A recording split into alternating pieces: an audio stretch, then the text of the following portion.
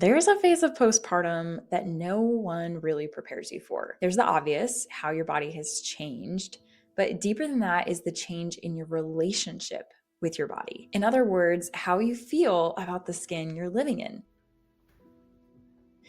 So today, think of this like a conversation we don't usually get to have, where you finally put words to what you've been feeling and walk away with a few simple ways to care for your body without fighting it. We talk about workouts, healing timelines, and even our baby's sleep schedules, but we rarely talk about this part because when our body image or how we feel about our body gets brushed under the rug, your relationship with yourself slips into the shadows.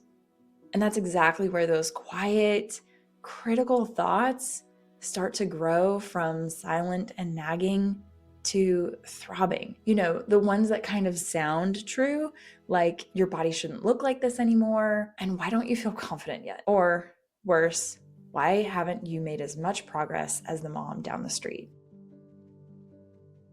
And maybe you felt that too. I know I did. Newly postpartum, I didn't even realize what was happening. But in the middle of C-section pain and the shock of becoming a mom, I knew that something inside my brain just felt a little off. Like I was trying to care for my body while quietly fighting it at the same time. I had all the information, thanks to the internet and certifications, what workouts to do, what food to eat. Heck, we even took a sleep course before our baby arrived. But no one told me what to do when your mindset doesn't match your body. That gap between how you want to feel about yourself and how you actually feel about yourself often stays silent, especially in Christian circles where it's just easier to talk about the bright, shiny, and happy things. So today, I'm going to share the body image struggles that I walked through in the first 3 years postpartum and how Jesus met me there. And it's my hope that you leave this video feeling more seen, less alone, with more clarity, peace, and a practical strategy that you can use to make peace with your body moving forward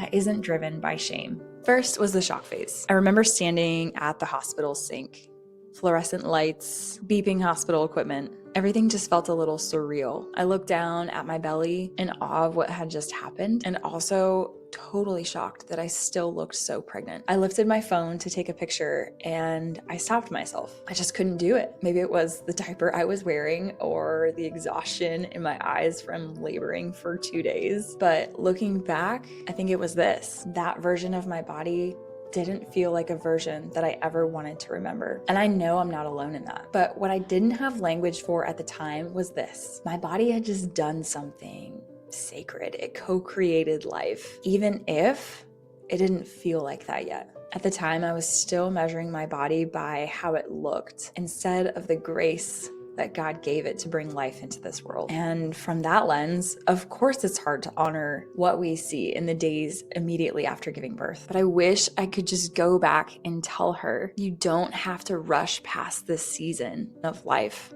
to honor it. God's love for your body doesn't change, even when yours does. 1 Samuel 16:7 says, "The Lord sees not as man sees. Man looks on the outward appearance, but the Lord looks on the heart." Contrary to popular Christianity, it's okay to sit with the uncomfortable and still choose to remember it. As the days went on and life settled a little bit, my awareness of my body came back much stronger. I remember trying on my non-maternity jeans for the first time. My belly was so soft, my hips felt much wider, and my mind started racing. Fear, frustration, disappointment, they just didn't feel the same. And I could feel the shift from this is all new and it's okay to now it's time to change. It was a constant thought on repeat that told me, you're not fit enough yet. It followed me everywhere. Reflections in mirrors, photos with friends, even just walking past a window. Like I was trying to love a body that I didn't even like. Deep down, I think what I really wanted was to feel at peace with my body again, without feeling like I was totally just giving up on myself. So if I could go back and put my hand on my own shoulder and tell myself something, it would be this. Jesus already finished the work. Matthew 11:28 is often forgotten in the realm of body image, but it says this, "Come unto me, all you who labor and are heavy laden." I mean, we just did all the labor. Can we talk about how that's a perfect verse for body image? And what does it say next?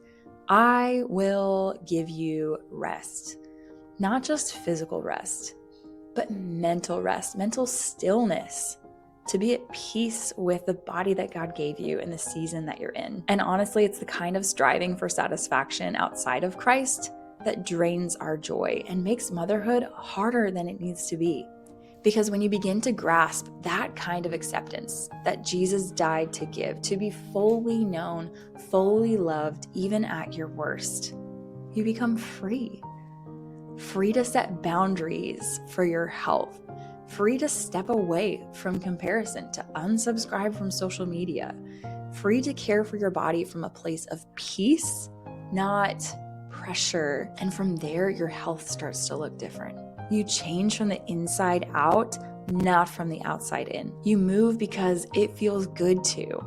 You get stronger because it supports your active life as a mom, and you care for your body because it matters now, not someday. Now, almost 3 years postpartum, I've landed in what I would call a grace-filled acceptance phase. Do I weigh more now than I did before having my son? Yes, I do. But that body that weighs more lets me carry groceries with ease, chase my toddler without getting out of breath, and still have energy at the end of the day for a family dance party. I've traded striving for acceptance and criticism for contentment. And by no means do I do this perfectly, but I'm living in a daily surrender of those thoughts. I'm actively retraining my brain, because here's what I've come to see. Most of us didn't lose confidence in our bodies overnight. It happened slowly, even likely before we were pregnant, through quiet thoughts we didn't even realize that we were agreeing with. And there's a reason for that. I remember reading No Drama Discipline in the early days of toddlerhood, and there was this simple line that stopped me. What fires together, wires together. And I had this moment where I realized that doesn't just apply to how we parent our kids. It applies to how we speak to ourselves too. Here's what that phrase means. The more repeated thoughts like, my body isn't good enough yet, the more your brain strengthens that pathway until it starts to feel automatic. So if your thoughts sound that way now, that doesn't mean that they're true. It means that they are practiced. And if you're in the phase right now where you're trying to care for your body but also quietly fighting it, please hear this clearly. You don't need to fix your body to have peace with it. You need to stop making it your enemy. And it doesn't happen all at once. It starts small. So tomorrow, pause. Put your hand on your body, wherever feels hardest for you right now, wherever your trouble area is. And instead of critiquing it, just say, thank you for carrying me through today. Even if it feels awkward, even if you don't fully believe it yet, healing your body image isn't about forcing confidence.